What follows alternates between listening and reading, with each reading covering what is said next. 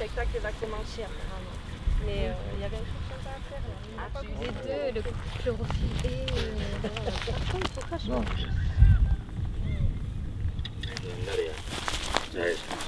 Nik ez dut sustrairik, ez naiz entxalada bat. Behatzak mugitzen ditut, EITB irratiko jazz erritmoekin batera. Lo egiten dut. Orain, gose naiz.